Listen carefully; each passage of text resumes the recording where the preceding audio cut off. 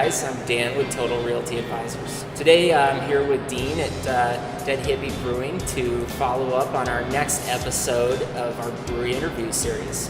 So Dean, when did you guys open up for business?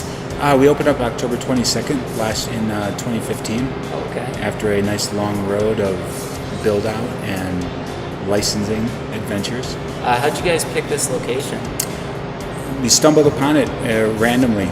We were driving along, we saw a sign on the road, pulled in, and we were intrigued because it's a yurt. It's a round-shaped building, so It's kind of like a yurt, and we thought that was interesting. We poked our heads in, and the ceilings are expansive, and It just kind of felt like a cool space. We kind of walked in and felt like, I really like this. When you saw it. Really liked it. So Dean, what was your experience prior to opening your own brewery? In the brewing area, it was really just home brewing. We brewed. I've been home brewing for 15, 16 years. Okay. And we started hosting parties at our house where we would home brew 8-9 beers for Oktoberfest, have 50 to 55 people over. Dean, tell us a little bit about your yeast culture. There is one particular beer that we purchase our yeast culture. All the other beers, we grow our yeast cultures in-house.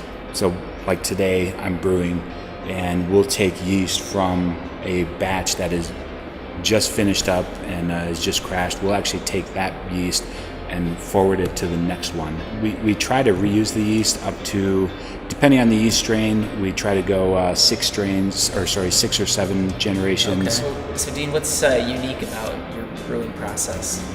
We definitely try to put a lot of love into our process, and I try to be scientific about my process and cleanliness, but there's also sometimes just feeling. I feel like this should work, and so sometimes we just go for it that way. Yeah. So at any time, any one of your beers can be evolving a little bit as it goes. Since we're so new, absolutely, we are constantly trying to improve our beer and improve our process. Sure. And I suppose with small incremental improvements, you're not changing the beer on your customers that count on. Exactly. Hey, I know I like the F Advisor. Yeah. So yeah, you don't want exactly. to completely change what that is on them. Exactly. So the key flavor characteristics or key flavor components of that particular style of beer will always be in place. So what's the most interesting ingredient that you'll add to one of your beers? There's a couple of beers that we've done that we use habanero. Okay. That's there's a lot of people who use habanero. Another nice ingredient that we're using recently is mango. Oh, okay. So we're trying to make a mango IPA. Something else that we've done that not a lot of breweries do is we've done a blonde stout.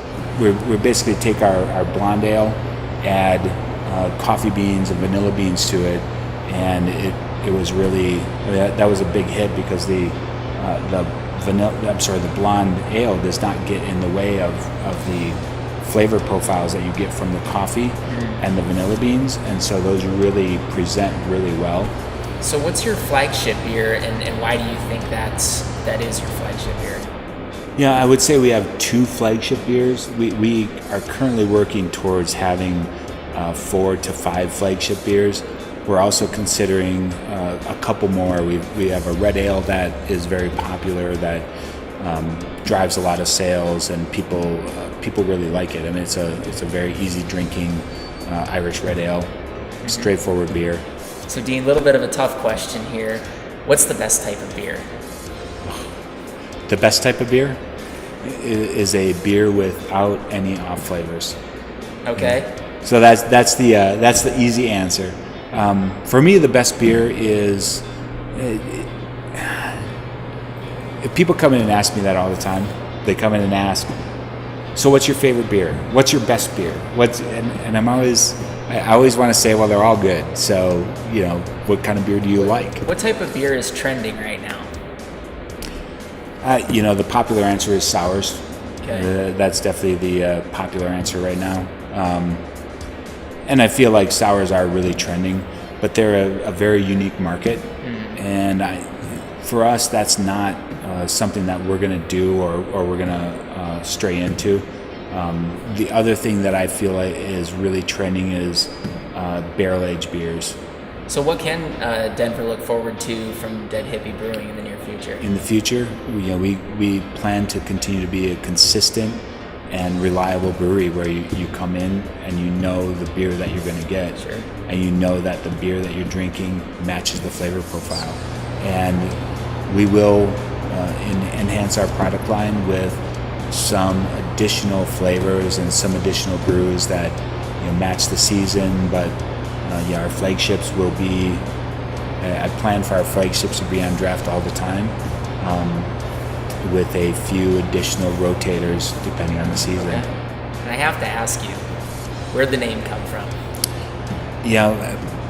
My wife is a big Deadhead. Okay. I'm also a Deadhead. Unfortunately, I came to the party a little late. Luckily, I got to see Jerry's last show. So I at least did get to see Jerry live.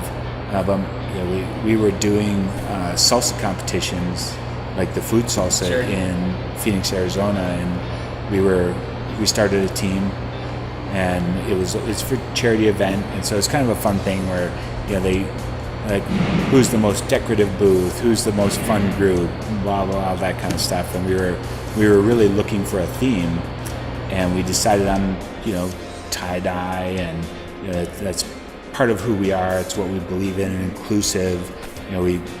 We're very inclusive, open-minded, and there's no judgment when you walk through the door. So, and that's really kind of how the Grateful Dead show is. And we were sitting there drinking beers, and my wife said, "How about Dead Hippie?" And we're like, "All right, that sounds good. Dead Hippie salsa." Well, guys, thank you so much for watching. Make sure to subscribe to us on YouTube so you can catch all the future episodes of the Brewery series. Like us on Facebook, and make sure to come check out these guys at Dead Hippie Brewing. Thanks for watching. Cheers. Cheers.